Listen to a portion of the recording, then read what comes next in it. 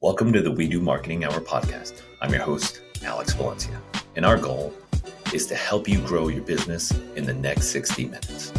In each episode, we bring on experts in their respective fields and have an in-depth discussion that offer you the tools you need to create cutting-edge strategies that you can implement now in your business.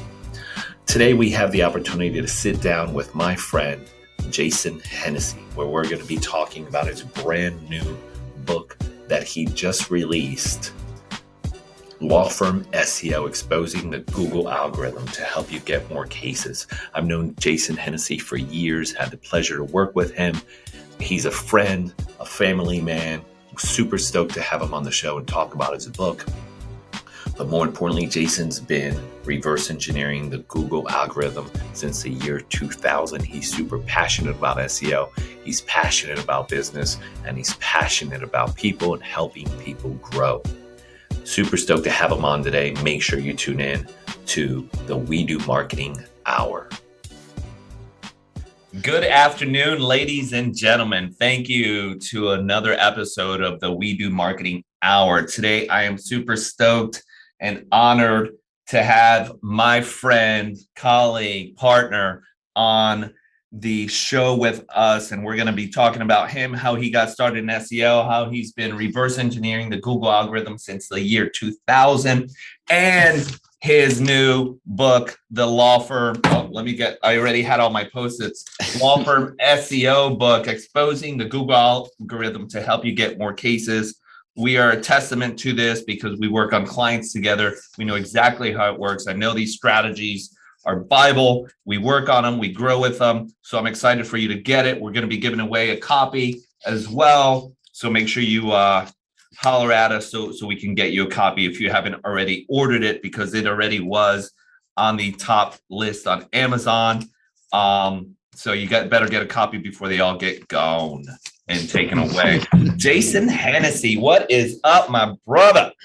What is up, man? Like, it's interesting because legal marketing is kind of like the mafia, man. Like, just when I thought I was out and I sold my business, here comes Don Alex Valencia pulls me back into the industry, man. You know, it's love to talk about how I got back into legal marketing. Yeah, we'll get into that. Company, yeah. Mm-hmm. So I want to do every time we used to get on calls with new clients back when we were doing the sales and business growth for ourselves, we'd kind of go into the story, and you tell it all the time at the bar when we're out at conferences. So I want everybody to understand what got you in SEO, that hustle that drives you, that brings you here, that risk taker that you have, the inner gambler that you just don't give a shit and you're going to try it because you believe in it and it's absolutely worked. You're a testament to it. So why don't you fill everybody in on the story on how Jason got into SEO, and then we'll jump in on our relationship and a little bit on the book. Yeah, man. Well, thanks for having me on the show. So my journey in SEO starts back in 2001. I just gotten out of the Air Force, the United States Air Force. I was living in Las Vegas, and I was going to college at UNLV. And my side gig while going to college was DJing weddings and parties and some nightclubs and stuff out there. And so I was doing everything to kind of market my DJ business, from advertising in the yellow pages to, even working as a radio personality out there as well. And so the one thing that I couldn't tap into was how to connect with brides that were coming to Las Vegas as a destination wedding. And so I had this idea of developing a website and calling it Vegas Wedding Mall, where brides can come plan their wedding. And so I paid a developer about $5,000. It was done in a couple months. And after about a month after it was up, I'm like, nobody's coming to this stupid website. What the heck is going on? And so I reached out to the developer and I said, what's going on? It doesn't seem like it's working. And he said, oh, traffic. Oh, that's called SEO or something. I don't do that. And so I bought a book. I searched. There wasn't a lot of books about that at that time. And you don't know who to trust or who to believe. But it was a book by a guy by the name of Aaron Wall, who had a site called SEO Book. And I read the book from start to, front to back. I did it twice. And then I just started practicing. And what started out as just kind of like a curiosity turned more into a passion. And then I tried to buy other books and I just became a vigorous student of it. And eventually that site started to do very well. I ended up building out Los Angeles Wedding Mall and Phoenix Wedding Mall. I had this secret, which was this SEO, which was pretty new. And then later on, I ended up selling that business, moving out to Atlanta. And then this is where the journey of how I got into legal marketing. So I was in Atlanta living there, and I was working side by side with a guy by the name of Brad Fallon, who had a company called StomperNet. And he was asked to speak at a legal marketing conference. And it was a bunch of DUI lawyers in Atlanta that met for like a mastermind group. And he said, hey, man, I kind of know about this SEO stuff, but I don't really keep up with it. Would you mind kind of coming and giving a presentation with me? I'll get up there. I'll say a couple of things. And I'm like, sure. And he only gave me like a day's notice. So I put together a presentation. I'm like, what the hell? I don't know anything about legal marketing. And this is like 2008. And so I put together a presentation. I'm like, screw it. I'm just going to tell these lawyers how I was able to rank number one on Google for the word wedding favors. Right.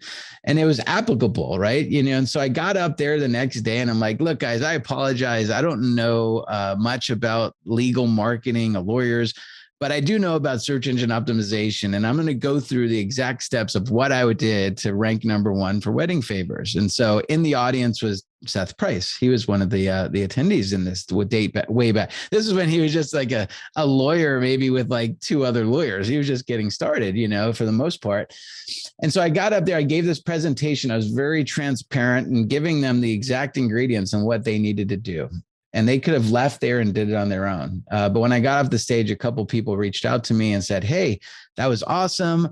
I don't want to do SEO. You kind of know what you're doing. Is this something that you do for consulting? And that wasn't really my thing, but I'm like, sure, give me a couple of business cards. And so that was the genesis of what we created, Everspark Interactive. And then in walks Alex Valencia, right? Because we attended we had like 6 clients, and then we started to attend conferences. And I think Pilma was one of them. And you were working for Case Ghost. Yeah. I was doing some consulting and marketing for Case Ghost while I was still trying to grow We Do web content. So it was a weird time for us where we were trying to figure out whether we were going to shit or get off the pot with our company, because we were developing content and content strategy since 2008, but we were missing that back-end SEO element where we try working with some other vendors. And you and I had met at so many conferences alongside with Yvette, and we just had such a really good relationship. So when you sold Everspark and you kind of appeared on Facebook, I told Yvette, I'm like, babe, you got to reach out to Jason and see what he's up to and see if because we had a handful, probably like, I don't know 10 clients that were content only, that if we didn't do anything different, and they were loyal and they're still loyal, we probably still have most of those clients today. Mm-hmm. We might have not been able to keep them. And here comes Jason playing tennis every day, trying to become a tennis pro. And we're like, hey, dude, you interested in coming back to legal marketing and work with us and see if we could like turn over some of these clients? And you're like, all right, give me a couple of days and I'll figure it out. And lo and behold, that's kind of what started our work relationship together and ruined your tennis career, because you could have been playing. I could have been at the Olympics, man, right now. But yeah, here we are. And, 5 years later, working together on clients together, which is awesome. And thank you for that partnership. But, let's talk a little bit about law firm SEO. What drove you to the book, putting the book together? I mean, you've been going through a lot of changes, right? You've got a coach for this, a coach for that. I want people to know exactly what the evolution of you is and what's in the future for Jason. Yeah. So, to be honest, the book was always like a bucket list thing. It's like, everybody always says, I should write a book someday. But what really should you write a book on? And, and I think, spending most of my adult life, 2 decades, right, in the field of SEO and legal marketing, I think that's the only thing that I could have wrote a book on, right? Because I know it so intimately. And, to be honest with you, the real reason that I wrote the book, a lot of people write books. There's usually angles for writing a book, right? With my book, I mean, there really isn't an angle. Like I truly want to give back. And so I just took the time and, during COVID, it was the perfect time, right? Because you're kind of like locked in a house, you can't travel as much. And I'm like, this is the perfect time. If I'm ever going to write a book, I'm not going to conferences every month. Let me just kind of sit down and just kind of do this. And so we got started, and I started plotting out what the book's going to look like, how it's going to work, what the chapters are going to be. And then we just got to work, and the hardest part about writing a book is continuing, right? Because you like end up in chapter 3 and then you got life happens and you're like, you never really get back to it. And so I was just committed. And so, but again, it was coming along, and I truly want to give back, right? So the problem with SEO, especially in the legal industry, is there's a lot of bad practitioners and even some unethical people too. And in most cases, when you mention the word SEO, like people are like, "Oh, you're one of those people." Okay, you know what I mean? It just has this negative kind of tone. And so I just wanted to kind of clear the air, and I wanted people to actually become educated and empowered on truly how magical SEO is if it's done right. Right. It could really make a radical difference to any business, but particularly your law firm. And so I just kind of put all the eggs, on the table, and I'm just like, I just documented exactly what you need to do, and whether or not you're going to do SEO as a lawyer, like you could read the book and absolutely take action and start to do this yourself, right? But more importantly, if you're not going to do this, I just want them to be educated and empowered to hire a right team and actually to hold them accountable, right? So that nobody's ever getting taken advantage of. Whether you're right out of law school and you want to kind of learn, or you run 100-person law firm, you know what I mean? Like, it doesn't matter. So that was kind of the goal with the book. And, and then the second part is, after I wrote the book, I'm like, I'm a visual learner, right? I hate books that are just all text. And so one of my favorite books is a book called Rework. And so when I reached out to my assistant, Catherine, who's awesome, I said, Catherine, I really want my book to have visual clues, like as I wrote the book.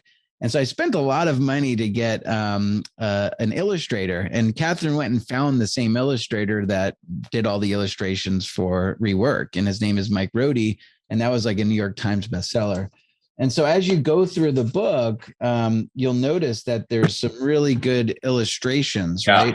So that's how I read. It's very short chapters, right? So you have a sense of accomplishment.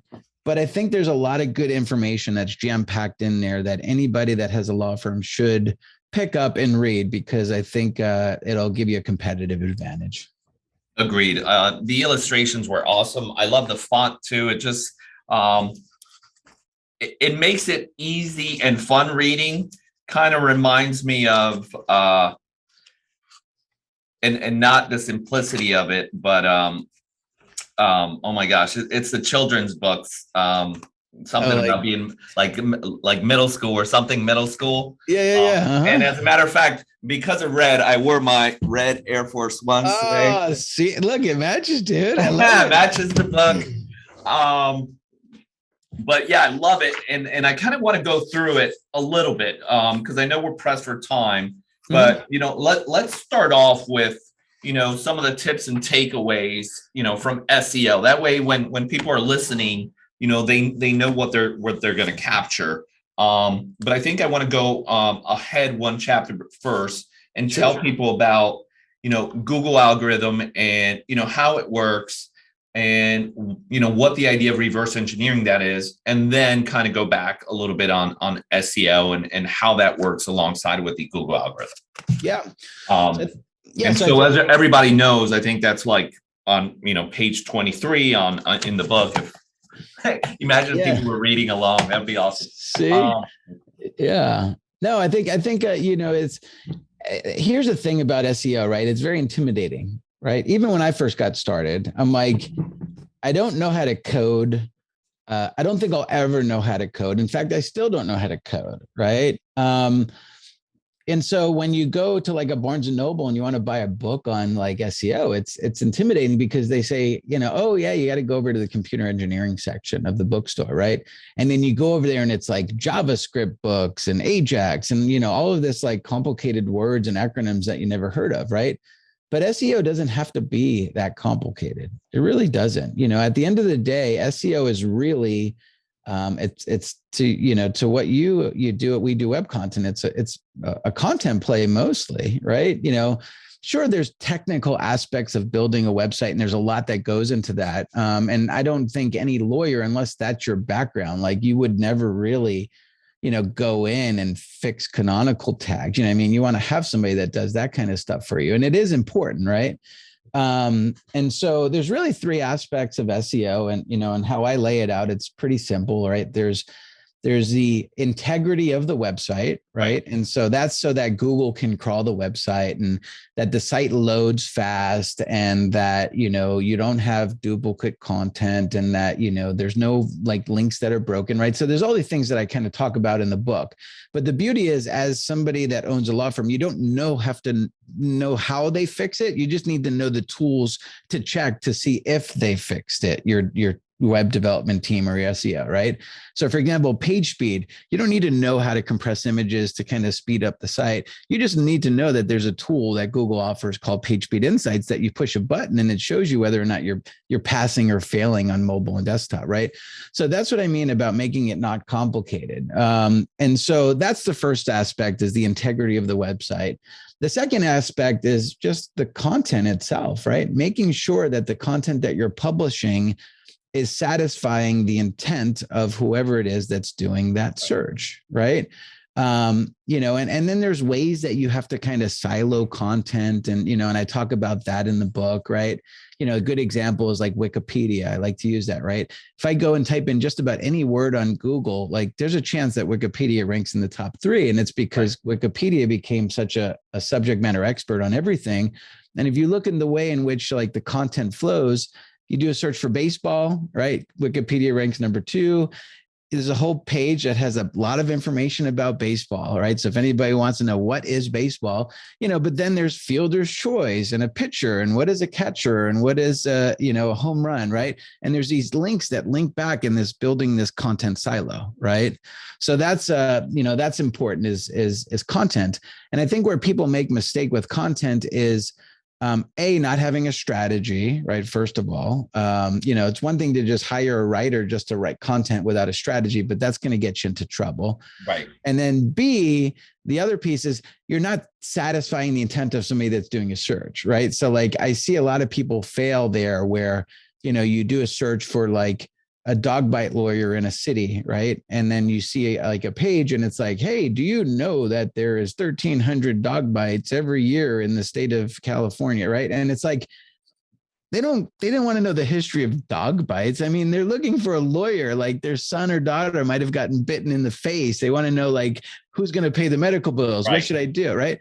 Like you have to make sure that you're kind of burying, you could put the statistics lower, but you want to kind of, put the more, have some compassion, right, towards the situation when you're writing your content. So anyway, that's piece number 2. And then the third piece is just making the website popular. And so links are the currency on the web. There's an entire section of the book here where I list out, like I went through, like before I wrote this book, I actually reverse engineered the top 3 websites that were ranking on Google for every single like major market, like Sacramento personal injury lawyer, New York personal injury lawyer, Los Angeles, right? And I've got this whole spreadsheet of all of the links and I was looking for all of the patterns, right? And so what I did was I actually included the research that I found and the insights that I found in the book, right? So like this shows the top 25 legal directories that every lawyer should be on, regardless of if you get any business from being on Avvo or FindLaw. Sure, you might get business as a result of that, but just the link value alone will make your website rank higher on Google for your terms. And so there's that. I also talk about the top 50 foundational links that every law firm that I reverse engineered has.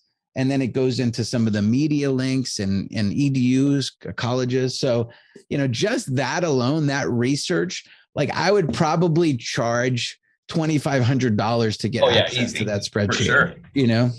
For So sure. Yeah, that's great information. I mean, that's half the battle is getting and working on those links, right? mhm. So I love that that's included in there. And I remember when you were telling me you were working on that. Mhm.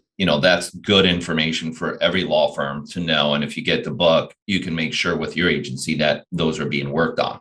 Mhm. The next one, for those that don't know SEO, don't know exactly in its simplest form, what the algorithm does, right?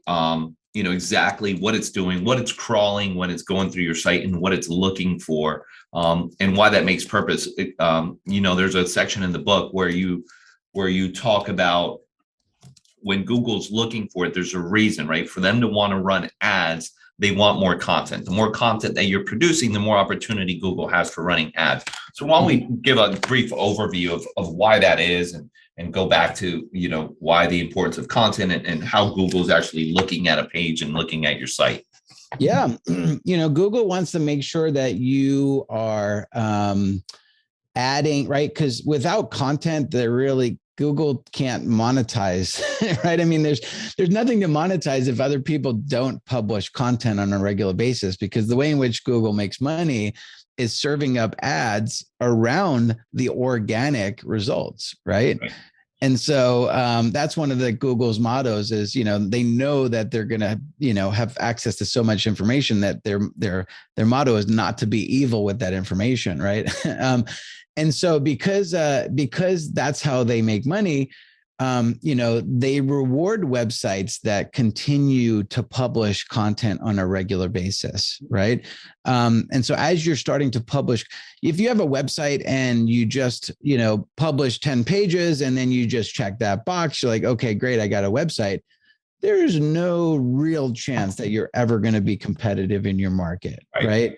You want to be constantly giving back. You want to be publishing content. You want to be even, and not just like the transactional pages of, Seattle personal injury lawyer, those are important, right? But also like pages that make a business. We want to know about your firm, right? We want to know what are the things that you do within the community. If there's press releases, you want to make sure that you're publishing that on your website. Sometimes, I even talk about publishing like a glossary for some of the bigger words that, normal people don't understand, right? As you're kind of mentioning, you can link back to your glossary section. A lot of FAQs, super important, right? Yep. I mean, every single day, your intake department is answering calls and people are asking questions.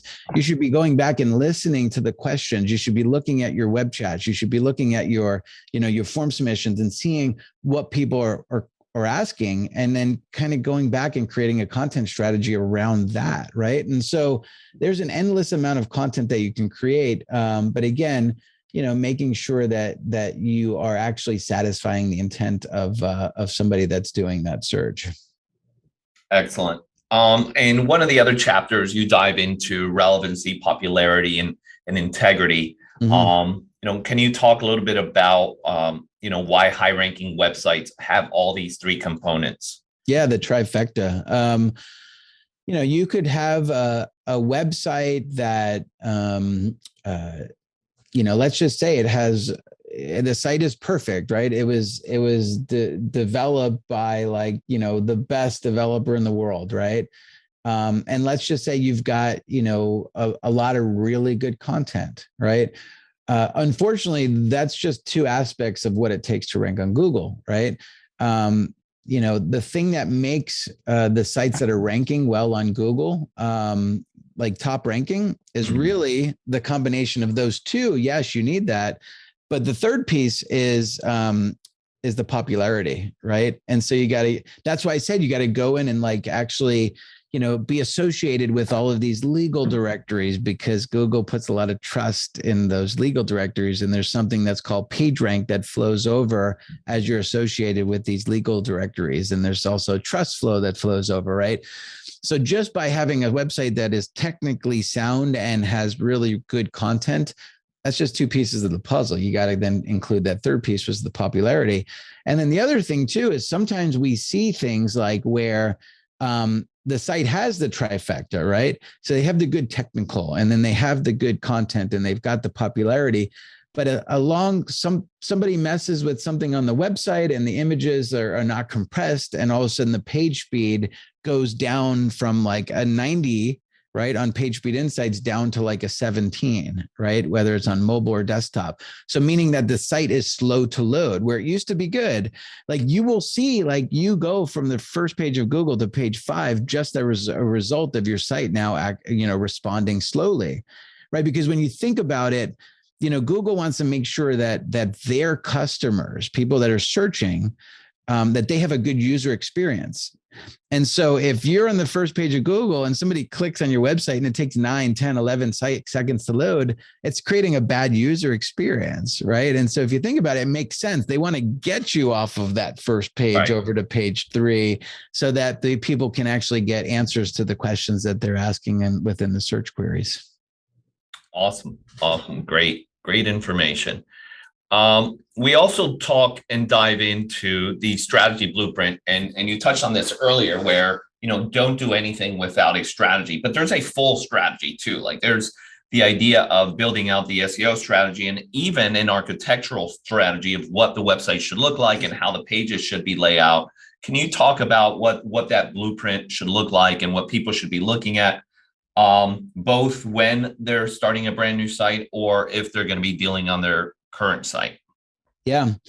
And that's where a lot of people fail, just not because they're intentionally, like being stubborn, but just because they're naive and they just don't understand. And so what I mean by that is, typically when somebody says, hey, you should really, get a website or you should get a new website, right? Well, what's the first thing that you think of? Okay, well, I need a good designer, to help me design it, maybe rebrand my logo and, what color choices should I use, right?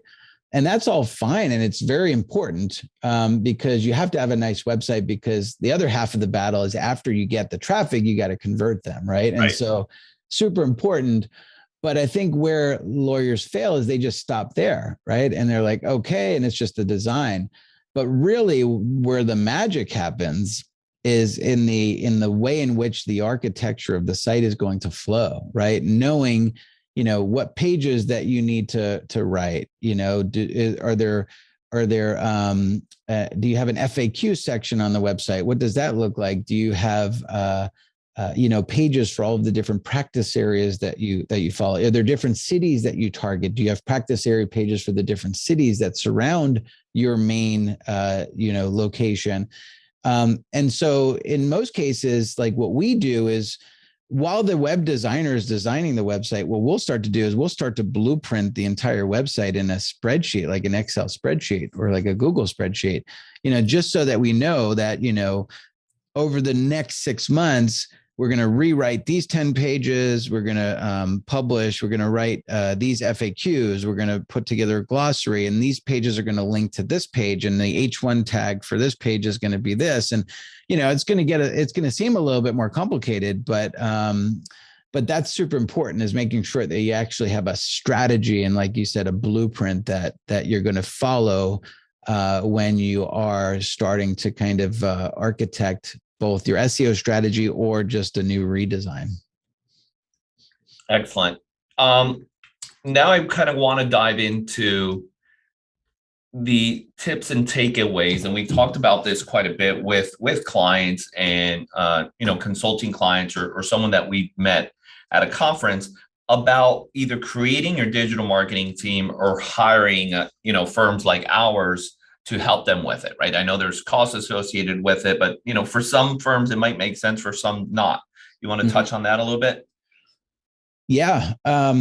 And again, that's the real reason why I wrote the book, is because you do have that choice, right? Right. And there's tons of information. Like you could take the information in the book, and this is me just receiving it this morning and from Amazon and going through it, but just hearing, you talk about it for years.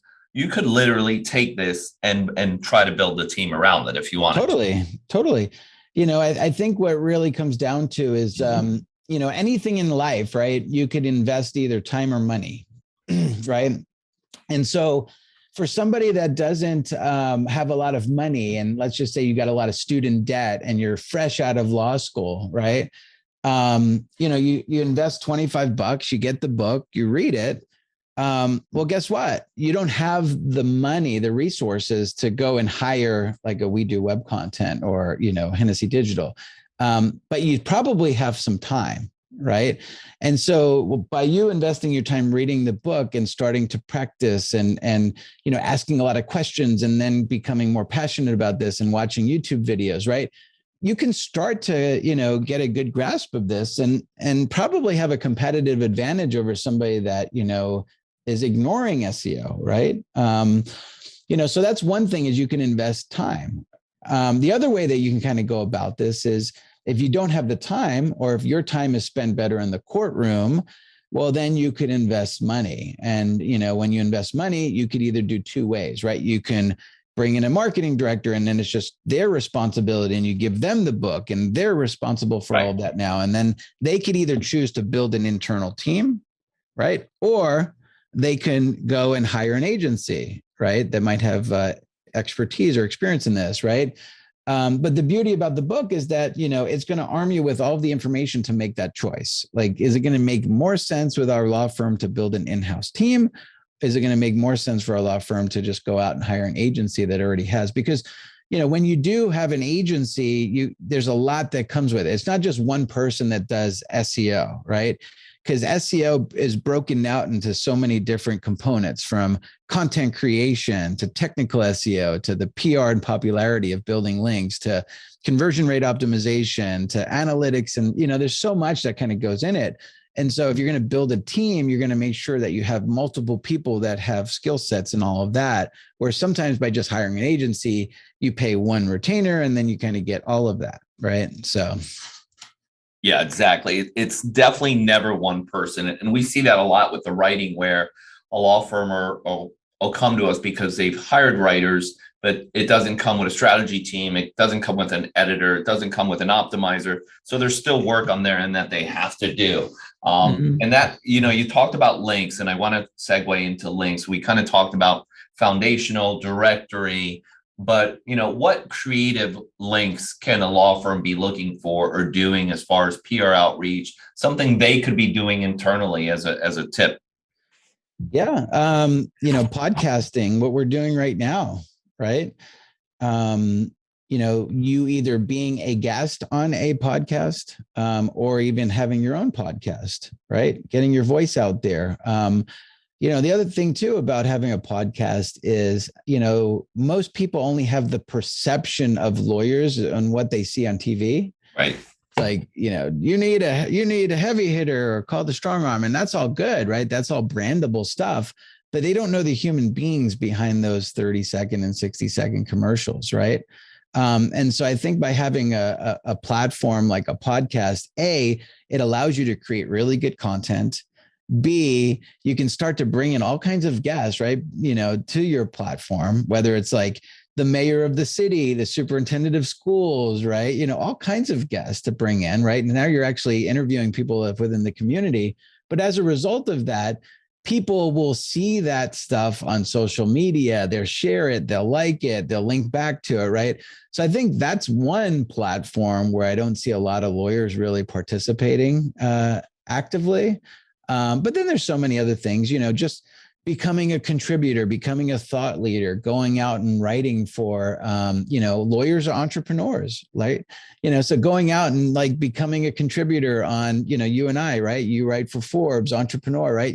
Going out and publishing content there about your journey as a lawyer, as a struggling entrepreneur, and the mistakes that you made, right? Becoming a contributor, that's pretty powerful. There's all kinds of different strategies and tech, just doing things within the community Right. as well, right?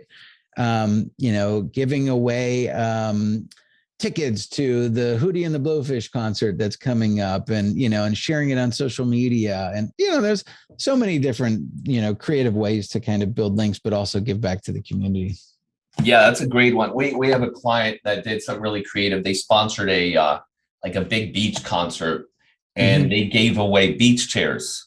Yeah. And the beach chairs, every time any advertising or any video was being shot, most of the people watching the concert that were sitting in branded beach Beach chairs. It was chairs. like That's free awesome. advertising after, that one sunk cost. I love it. And then, not to mention all the social media play that kind of gets. Yep. We're kind of at our halfway mark and I have more questions, but I want to talk about negative SEO. We've talked about this in the past. We've had some really interesting conversations with some folks that, study SEO, some that have learned about it enough to know that it's dangerous, some that were intrigued by, all right, what can you do with negative SEO? But what can people look out for? And how it could hurt them. Yeah, this was such an important aspect of SEO that most don't even know about, and that's why it was important that I added a full chapter about it. Because negative SEO can come in many different forms, right? Most law firms are probably using like a WordPress content management system, right? And so if you're not keeping WordPress up to date, right, there's new plugin updates that take place, on a weekly basis, and you have to go in and make sure that you're keeping all of that stuff updated. The reason why there's so many updates is because there's vulnerabilities that come out, right? Because it's an open source platform. You get hackers that can figure out a way to get into your website through like a back door if you don't update those plugins, right? So it's super important to make sure you're doing that. And so by you just having a website, not realizing that you need to update plugins, and you go a couple months and, there's all kinds of vulnerabilities. Well, guess what? There's a real likelihood that somebody has maliciously kind of gotten into your website without you knowing it and injecting malware. Right. And so when you go to your website, they're unbeknownst to you even knowing, there might be like pages that are selling like Ray-Bans, like sunglasses, right? Thousands of these different pages, right? Or Viagra or Cialis or, any of those things, right? And I would be willing to bet that, somebody that's even watching this video right now, your site might be harmed. It might be infected, right? So that's one form of negative SEO, right? Where they look for vulnerabilities. And that's probably the most popular form of negative SEO. But then there's other like more malicious ways to kind of attack websites, right? So, you might have a site that's doing very well. It's ranking number one in a market and it's taking a lot of the market share, right? Well, somebody that's a little unethical can go in and actually do all kinds of different things, right? So they can create a clone of your website, and put it on some server. And now it looks like there's duplicate content and you have to file like a DMCA request, right? So that's one thing. The other thing that they could do is they could start to build spammy backlinks back to your website to make your link profile look unnatural. So like where you have a website and it looks good, and all of a sudden you have like, 2,000, 3,000, 5,000 links coming in from like pornographic websites and casinos and, Viagra websites. And now it looks like your website just automatically kind of became unnatural, right? With the link profile. And so you have to kind of be on the lookout for that kind of stuff because it happens. And then you have to go in and disavow it and go through your links. It's a process, but negative SEO is real. And I just want people to be aware of that. Excellent. I agree. How important is photo and video for your website and SEO?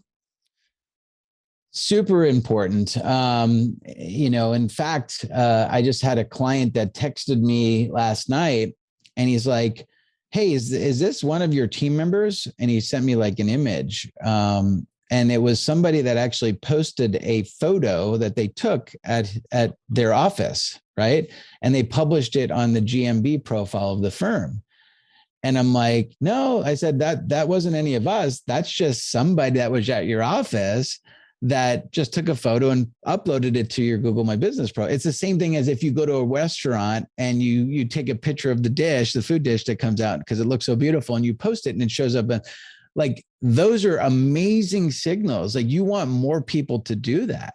I would encourage you to kind of say, hey, look around, take a couple of photos, upload it to GMB, you know what I mean? Because what happens is that's actually a signal that is telling Google that people are actually coming to your office, that you're real. The geo coordinates are exactly where they say they are, right? So you want to make sure that you're doing that, right? And so that's, more on the Google local side. But on your website, absolutely, video and photos, super, super important.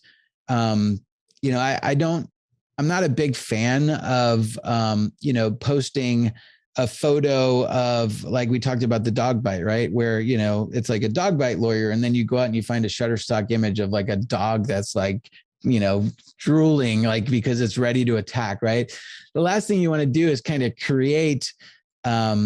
recreate what happened where, somebody in your family got bit by a dog and they're coming to a page to get help. And then there's that picture of a dog, right? That's about to attack, right?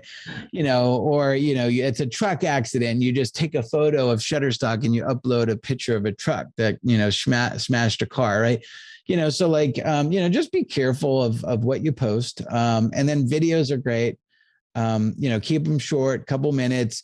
Like my recommendation is to embed the video on both YouTube. So publish the video on YouTube, then publish the same video on your website, but don't take the YouTube embed link. Go and find a platform like Wistia or something where, you can't leave the website, right? Because you're working so hard to get people to your website. You might be spending hundreds of $1,000s a month on pay-per-click, getting people to the page.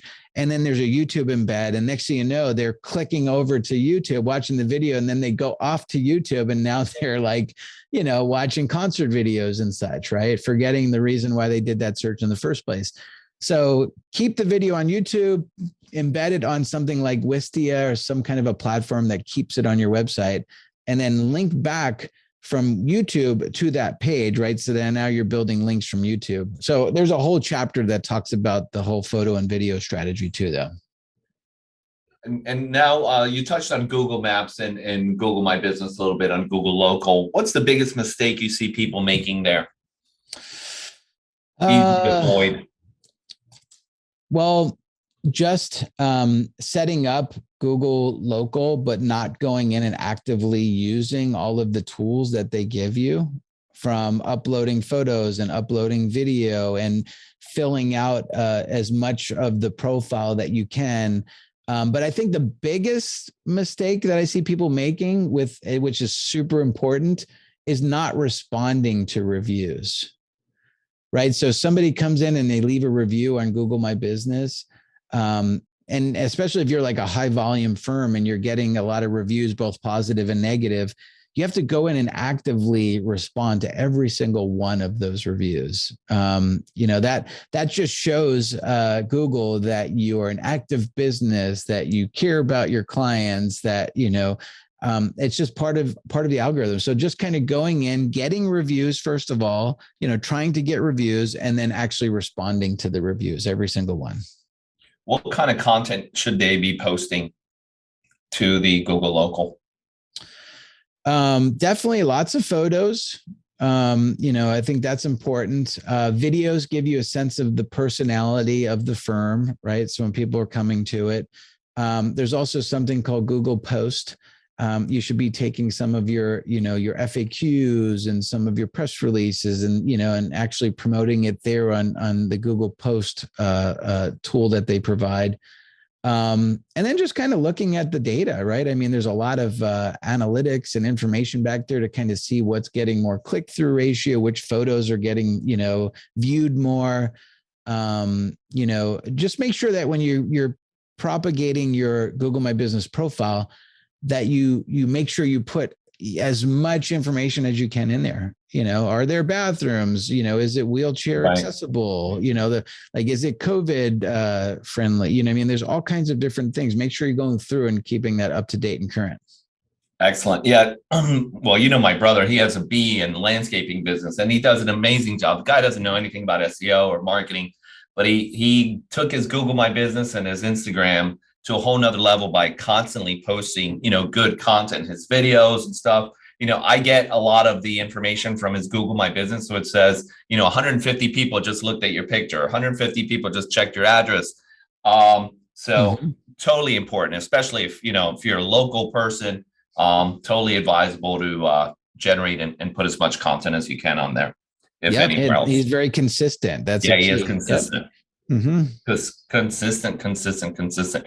Cool, man. So that's all I got as far as touching on the book. I did want to comment. I wanted to do this earlier because you've got some, great quotes from a lot of the people that we know in here. But what truly struck me was not only was the animation great, but this animation of Mike Mogul and having him do the forward, amazing strategic play. I mean, finding someone not only with his awesome background and great story, but someone who has a slight skepticism to what we do.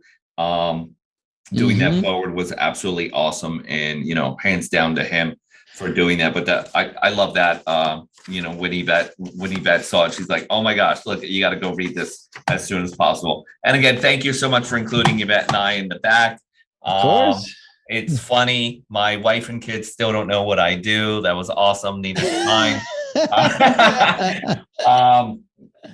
Congratulations. I love it. I love seeing the growth. I love working together with you with our, continued success. So now we're going to jump into some rapid fire questions. Before we do that, there's an audio book now too that just came out as well. So if you don't like to read, you can go download the audio book too. Oh, that's awesome. And and we'll get into some links on getting the book and how to get a hold of you. Yeah. All right. Interview question. So what makes you feel inspired or like your best self? My children, man. My children make me a better person, and I'm inspired by them and in the way in which they kind of see the world, and me guiding them through life. So that's my biggest inspiration. If you could have a billboard with anything on it, what would it be and why? I can have a billboard with anything on it. So I've got a podcast that I'm coming out with where I've got a Hennessey Studios and I record similar to this. So I think for me, it'd be in LA to promote my new podcast, the Jason Hennessey podcast. Awesome. We're looking forward to that. Got to see a couple of the guests on there so far. So we're super excited. So check that out, Jason Hennessey podcast. And it's cool because you get to go to the studio and do that. If you could turn back time and talk to your 18-year-old self, what would you say? And was this 18-year-old already in the Air Force? The 18-year-old was shipped off from New York to Lackland Air Force Base in Texas. So if I can go back and talk to my 18-year-old self, I think for most of my adult life, I was kind of making a living. I was always kind of money motivated and sacrificing 12-hour days and not spending enough time. I spent a lot of time with my family, but I was so money motivated that I would work tirelessly. And so I probably took away some time from my family. And then the other thing is, I work most of my life to make a living. And so now I just want to try to work my life to make a difference. So that's key. Love it. If you could do anything to improve the legal industry, what would you do?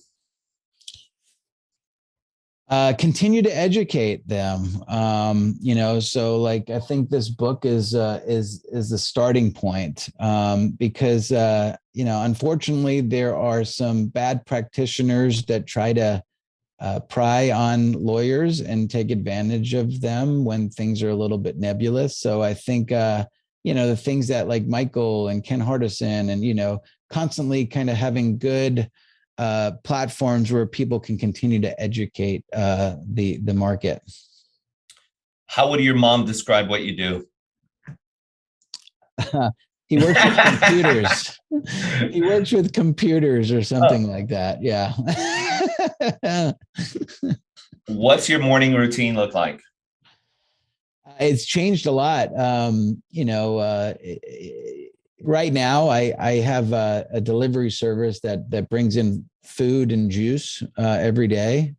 And so I start off with a green juice. And then, I have portion control food. I'm trying to kind of get, into that healthy kick.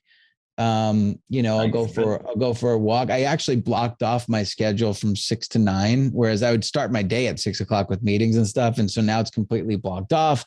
I exercise, go to the gym, whatever I got to do. And then I just kind of get focused and go through my day. Nice. Good job. Mm-hmm. If you could live anywhere in the world, where would it be? Probably where we're going to move next year, to like Newport Beach, Laguna area. I think that's beautiful, but I like to travel, so like it'd be nice to have a base there, but then to kind of go to Italy for, a couple months and go, so we'll see. What is the best insult you've ever received? The best insult I've ever received. An insult you've received that you're proud of. You know what? Like, I've got friends that are like kind of GQ models, and so I had to use my charm and my humor. So I like you. You're funny. Like, I've heard that. There you go. Right. If you could have coffee with any historical figure, who would you choose? I'd go sit down with Elvis Presley. Oh, well, that'd be cool. I think that would be cool, right? Because he was a social influencer before there was such thing as social influencing. And he did it without the internet where, different cities couldn't even communicate to each other, and so it's really interesting how he was able to kind of be such an impact on culture, right? Yeah. Without all of the tools that we have now. And he really had true talent, right? So I think that would be cool. Are you an introvert or extrovert? So I think there's a new thing where you're kind of both. Yeah, there is, right? I've read that. Yeah, I think, like, for instance, I can get on stage and talk to 5,000 people, right? And I'm comfortable and confident, right? But sometimes when I'm in like a group setting of like 12 people, right? Sometimes I might feel a little uncomfortable and I might go back to the room just because I'm just a little overwhelmed, right? So like I guess I'm kind of a mixture of both, I guess. Mm-hmm. It's weird. Agreed. What do you think the world will look like in 50 years? So in 50 years, it's funny. I was just having this conversation with a friend, Braden Pollock, because he sells like domain names and stuff like that. And I'm like, what's the future of email? I'm like, same thing with like voicemail, right? Like you call my son and it's like, this person has not set up a voicemail, right? You know what I mean? Like they don't use voicemail, they don't use email, you know what I mean? Like they just DM each other on Snapchat or, Instagram. And so I'd be really curious to see if we're still using, email and voicemail within the next, let's say 10 years. But as you say, 50 years, I think people will probably be living to 150 years old just with, technology and medicine. So I think people you might see like 150-year-old people kind of going to legal marketing conferences, man. It might be weird. Yeah. With lots of robots and stuff. Yeah. Yeah. Definitely a lot of AI. Mm-hmm. What's your biggest pet peeve? Big is negative energy, man. Negative energy. I feel that, everybody wakes up with a full tank of energy, right? And you can choose whether or not you want to use the negative energy or positive energy, right? And so for me, it's like when you stand around and people are complaining about this and complaining about the traffic and the news and COVID, and it's like you're choosing to be negative. Right. And so for me, that's just my pet peeve. I prefer positive energy because it's contagious, and negative energy is contagious. And I like to share the positive stuff. That's obvious with your social media for sure. And always being around you. So for sure. Well, we're all set. Jason, congrats again on the book. Tell us where they can get it, a little bit more about your podcast, how they can get a hold of you. Again, we're going to be giving one away. So Dina, look out for an email from Dina on getting a free copy of the book. Great. Um, Yeah. so So the book is on Amazon. It's a bestseller already in 3 categories. I'm blessed for that. I've got a lot of friends like you that have shared it. Thank you so much for that. Um, and so that you could also download the audio version, which is really good as well. If you're a person that likes to like go on a walk or go to the gym did and you listen do the to it. voice? Who did the voice for that? I did not do the voice. There was a professional voiceover artist that I selected that did a really good job. He kind of Cool. sounds like my voice, so that's why I chose him. And as far as getting in touch with me, Jason at Hennessey, HENNESSEY.com, or on Instagram, just Jason Hennessey. All right, you heard it here, folks. Thanks so much, Jason, for being on, man. It's a pleasure being your friend.